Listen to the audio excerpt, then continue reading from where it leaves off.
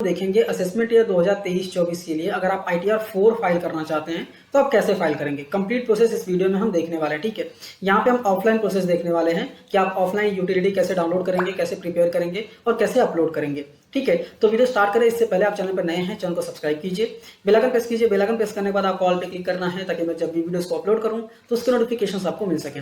तो ये वीडियो को स्टार्ट करते हैं। ठीक है, तो जैसे कि आप स्क्रीन पर देख सकते हैं, आपको इनकम टैक्स के पोर्टल पे आ जाना है। आने के बाद यहाँ पे लॉगिन वाला ऑप्शन दिखेगा, लॉगिन पे क्लिक करके आपको लॉगिन कर लेना है। ठीक है, यहाँ पे लॉगिन कर लिया है मैंने। लॉगिन करने के बाद आपको क्या करना है, ई फाइल सेक्शन में जाना है। ई फाइल सेक्शन में जाने के बाद यहाँ पे इनकम टैक्स रिटर्न और यहाँ पे आपको डाउनलोड प्रीफिल डेटा आपको दिख जाएगा। ठीक है, इस पे आपको क्लिक कर देना है। जैसे ही क्लिक करेंगे यहाँ पे असेसमेंट ईयर चूज करने का ऑप्शन आएगा। करंट ईयर आपको चूज कर लेना है, ड्रॉप डाउन से सिलेक्शन कर लेना है बेसिकली, और डाउनलोड पे आपको क्लिक कर देना है। जैसे ही क्लिक करेंगे प्रीफिल डेटा डाउनलोड हो जाएगा। ठीक है, ये बहुत इंपॉर्टेंट होता है, आपको डाउनलोड करना जरूरी है। ठीक है, क्योंकि इस डेटा की वजह से आपका जो ऑफलाइन यूटिलिटी है ना, वो बहुत सारे डिटेल्स ऑटो फिल हो जाते हैं। जैसे आपके पर्सनल डिटेल्स हो गए, बैंकिंग डिटेल्स हो गए, TDS डिटेल्स हो गए, सारी चीजें ऑटोमेटिकली फिल हो जाती हैं। ठीक है, इसके बाद आपको क्या करना है बेसिकली, इसके बाद आपको लॉग आउट कर लेना है। लॉग आउट कर लेता हूं मैं। ठीक है, यहाँ पे क्लिक करके आपको लॉग आउट कर लेना है बेसिकली। लॉग आउट करने के बाद वापस आपको ऑफलाइन यूटिलिटी डाउनलोड करनी पड़ेगी। ठीक है, अब वीडियो स्टार्ट तो कर दिया है मैंने, बट एक चीज इंपॉर्टेंट है वो आपको ध्यान में रखना है। अगर आपका TDS डिडक्ट होता है, बाई एनी चांस आपका TDS डिडक्ट होता है, तो आपको Q4 का TDS अपडेट होने का वेट करना है 26 ईयर्स, और AIS में जब तक अपडेट नहीं होता है तब तक आपको ITR फाइल नहीं करनी है। ठीक है, आई होप आपको क्लियर हो गया होगा। ये मैं उन लोगों के लिए बता रहा हूँ जिनका TDS डिडक्ट नहीं होता है, क्योंकि अभी तक रिफ्लेक्ट हुआ नहीं है TDS। ठीक है, तो हम क्या करेंगे, डाउनलोड वाले सेक्शन में जाएंगे। अगर आपका TDS डिडक्ट नहीं होता है ना, तो आप फाइल कर सकते हैं, कोई दिक्कत नहीं है। ठीक है, यहाँ पे असेसमेंट ये 23-24 चूज रहेगा ऑलरेडी। ठीक है, आपको स्क्रॉल डाउन करना है नीचे। ठीक है, यहाँ पे ITR 4 आ जाएगा और इस पे क्लिक करेंगे तो एक्सेल यूटिलिटी आपको यहाँ पे दिख जाएगी। इस पे क्लिक करके आपको डाउनलोड कर लेना है। ठीक है, डाउनलोड करके जिस फोल्डर में ओपन हो जाता है उस फोल्डर में आपको लेके आना है। इसको लेके आने के बाद ना यहाँ पे ये राइट क्लिक करना है आपको। ठीक है, राइट क्लिक कर देंगे। राइट क्लिक करने के बाद यहाँ पे एक्सट्रैक्ट फाइल और एक्सट्रैक्ट हियर का ऑप्शन देखने को मिल जाता है। दोनों में से कोई भी यूज कर सकते हो। मैं एक्सट्रैक्ट हियर पे क्लिक कर देता हूँ। ठीक है, जैसे ही क्लिक करूंगा, क्लिक करने के बाद यहाँ पे एक एक्सेल एक्सट्रैक्ट हो चुका है। ये देखो, ये मैंने जो अभी प्रीफिल डाउनलोड किया था ना, वो दिख गया यहाँ पे। ठीक है, और यहाँ पे एक्सेल भी आ गया। एक्सेल को डबल क्लिक करके हम ओपन कर लेंगे। ठीक है, ओपन कर लिया। ओपन करने के बाद यहाँ पे इनेबल एडिटिंग का ऑप्शन आता है, आपको इस पे क्लिक करके इनेबल कर लेना है। जैसे इनेबल करेंगे यहाँ पे एक मैसेज आएगा, जैसे कि ग्रीन सेल्स में ही सिर्फ आप डेटा एंट्री कर सकते हैं। जो रेड लेबल्स हैं वो इंडिकेट करते हैं मैंडेटरी फील्ड्स, उसमें आपको फिल जरूर करना है। एंड सबसे इंपॉर्टेंट, आपको कॉपी पेस्ट नहीं करना है यहाँ पे। ठीक है, Ctrl+C Ctrl+V ये सब नहीं करना है आपको। आप यहाँ पे ओके कर दीजिए। ओके करने के बाद अभी आपको क्या करना पड़ेगा बेसिकली, आपने जो प्रीफिल डाउनलोड किया था ना, उसको इस यहाँ पे इंपोर्ट कर लीजिए। इंपोर्ट करेंगे तो आपके सारे बेसिक डिटेल्स इंपोर्ट हो जाएंगे। तो यहाँ पे इंपोर्ट प्रीफिल का ऑप्शन दिखेगा आपको, इस पे आपको क्लिक करना है। जैसे ही क्लिक करेंगे एक मैसेज आएगा। ठीक है, कोई दिक्कत नहीं है, हम ओके कर देंगे। जैसे ही ओके करेंगे, ओके करने के बाद सिलेक्शन कर लेना, जो प्रीफिल डेटा था ना उसको सिलेक्शन कर लेना। जहाँ पे भी आपने सेव किया है वहां पे जाके इसको सिलेक्ट कर लीजिए। सिलेक्ट करने के बाद आपको ओके पे क्लिक कर देना है। जैसे ही ओके पे क्लिक करेंगे, आपके सारे बेसिक डिटेल्स यहाँ पे देखिए फिल करके आ जाएंगे। ठीक है, जैसे आपका एड्रेस हो गया, नाम हो गया, आपका Aadhaar number, mobile number, email ID, everything जो है वो प्रीफिल होके आ जाएगा। इवन TDS TCS के डेटा भी प्रीफिल होके आ जाएंगे। अगर आपका अपडेट हो गया है तब आप फाइल कर रहे हैं तो अपडेट होके वो भी आएगा। ठीक है, इसके बाद आपको स्क्रॉल डाउन करना है। स्क्रॉल डाउन करने के बाद यहाँ पे कुछ चीजें सिलेक्शन करनी होंगी। ठीक है, आप ITR 4 फाइल कर रहे हैं, बेसिकली बिजनेस के लिए फाइल कर रहे हैं, तो यहाँ पे ना नेचर ऑफ एम्प्लॉयमेंट ये मैंडेटरी है। अगर आपकी सैलरी इनकम नहीं भी है ना, तो भी आपको सिलेक्शन यहाँ पे करना है। आप अदर करके सिलेक्ट करके छोड़ सकते हैं, कोई दिक्कत नहीं है। सैलरी इनकम है तो कौन सा सैलरी है वो भी आप बता सकते हैं, क्योंकि बहुत लोग हैं जो बिजनेस के साथ सैलरी भी इनकम होती है, तो आप ऐसा सिलेक्शन कर सकते हैं। यहाँ पे फाइल अंडर सेक्शन पूछता है तो आपको 139(1) सेलेक्ट करना है, क्योंकि ऑन और बिफोर ड्यू डेट आप यहाँ पे फाइलिंग कर रहे हैं। इसके बाद पूछता है यहाँ पे क्या आपने प्रीवियस ईयर्स में नया स्कीम ऑप्ट किया था क्या। अगर आप यस करेंगे ना, तो आपको ये सारी चीजें भरनी पड़ेंगी कि आपने फॉर्म 10I भरा था। ठीक है, तो कभी भरा था आपने, एक्नॉलेजमेंट नंबर क्या है, सारी चीजें आपको भरनी पड़ेंगी। ठीक है, अगर आपने फाइल नहीं किया, मतलब अगर आपने ऑप्ट नहीं किया था, न्यू स्कीम ओल्ड में ही गए थे, तो आपको सीधा नो कर देना। तो ये सारी चीजें आपको भरने के लिए नहीं आएंगी। नेक्स्ट सवाल आपसे ये पूछा जाएगा कि क्या आप करंट ईयर के लिए ऑप्ट कर रहे हैं क्या। अगर करंट ईयर के लिए आप ऑप्ट कर रहे हैं तो यहाँ पे सिलेक्शन वाला ऑप्शन मिल जाएगा। यहाँ पे ऑप्ट इन नाउ का ऑप्शन आ जाएगा, नॉट ऑप्टिंग का ऑप्शन आ जाएगा। ठीक है, अगर आप ऑप्ट कर रहे हैं तो ऑप्ट इन नाउ पे क्लिक करना है आपको। उसके बाद फिर आपको फॉर्म 10E भी भरना पड़ेगा, बेसिकली उसका एक्नॉलेजमेंट और ये सारी चीजें आपको डालनी पड़ेंगी। अगर नॉट ऑप्टिंग कर रहे हो तो कोई दिक्कत नहीं, पहले भी ऑप्ट नहीं किया था, अभी भी ऑप्ट नहीं किया तो कोई दिक्कत नहीं है। ठीक है, आई होप आपको क्लियर हो गया होगा। तो जैसे कि आप देख सकते हैं यहाँ पे नो कर दिया है। ठीक है, कि हम ऑप्ट नहीं कर रहे हैं। इसके बाद आप स्क्रॉल डाउन करेंगे, स्क्रॉल डाउन करने के बाद अगर आपकी सैलरी इनकम है तो आप डालिए, नहीं है तो जीरो कर दीजिए, कोई दिक्कत नहीं है, ठीक है। अगर नहीं है तो कोई दिक्कत ही नहीं है, यहाँ पे कुछ भरना ही नहीं है आपको।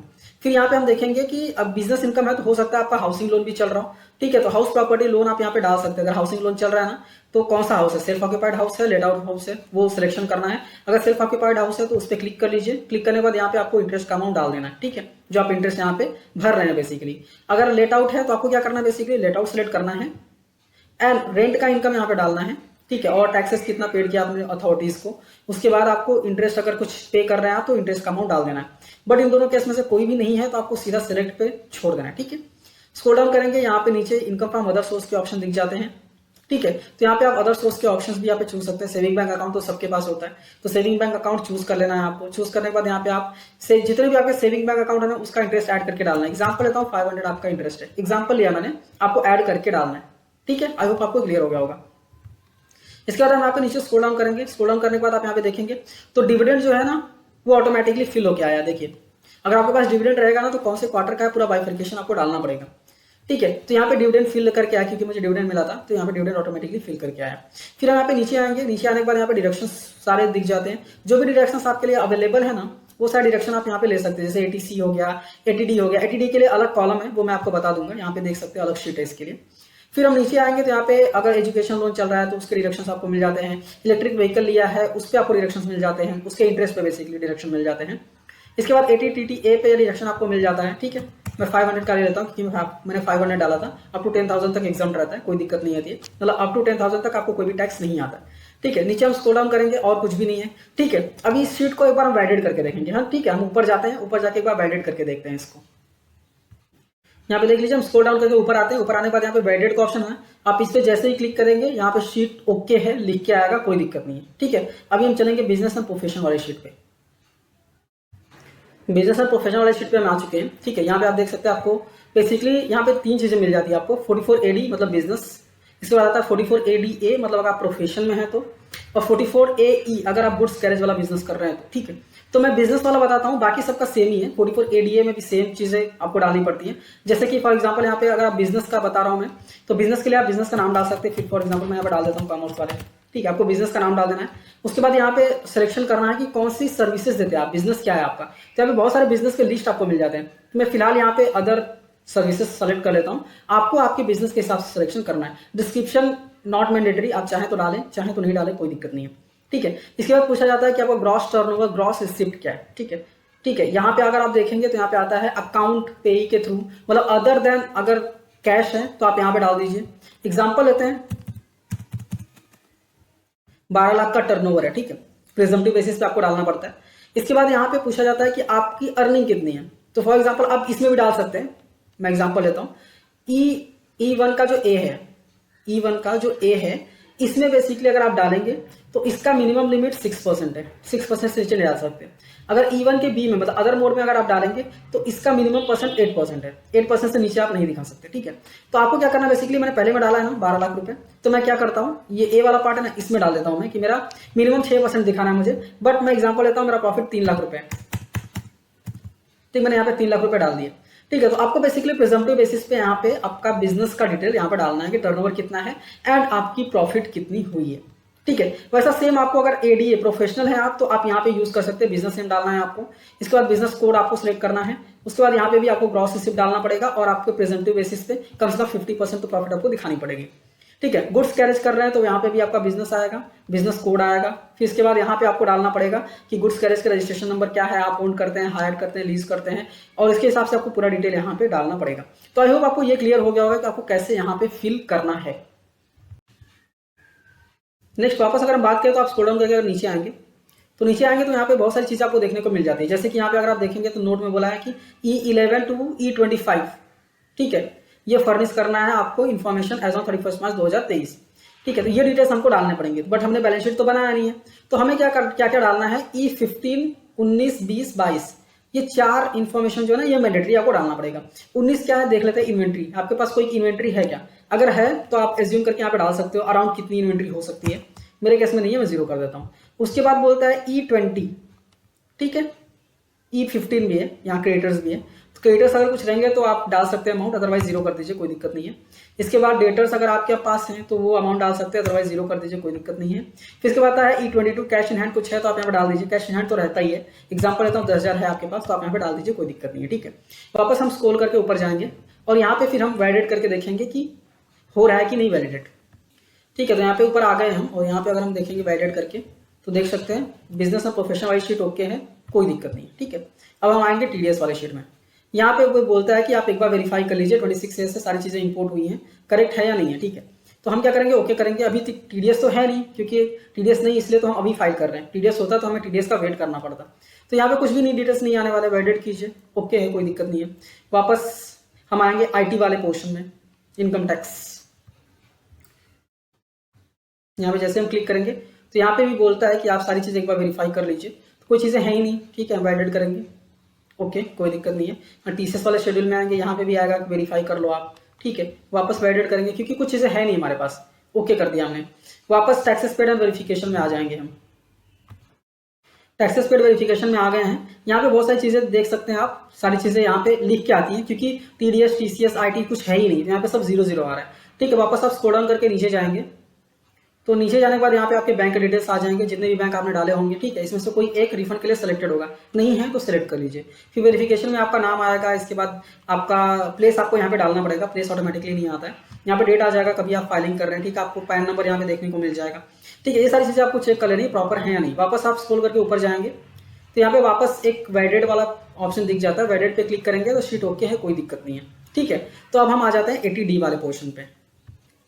हम 80D पे जैसे ही आएंगे तो यहाँ पे आप देख सकते हैं, ठीक है। अभी 80D में अगर आपके पास कुछ मेडिक्लेम है या फिर सेल्फ आपने कुछ प्रिवेंटिव हेल्थ चेकअप किया हुआ है तो वो सारी चीजें आपको फिल करने पड़ेंगी। अगर ये सारी चीजें नहीं है तो नॉट क्लेमिंग दोनों सेलेक्ट कर लीजिए, टेंशन ही खत्म हो जाती है। बट बाई एनी चांस है, फॉर एग्जाम्पल कि आपके केस में है तो आप क्या कर सकते हैं, यस कीजिए। पर यह पूछा जाता है कि आप सीनियर सिटीजन है क्या, तो अगर आप सीनियर सिटीजन नहीं है तो नो कर दीजिए।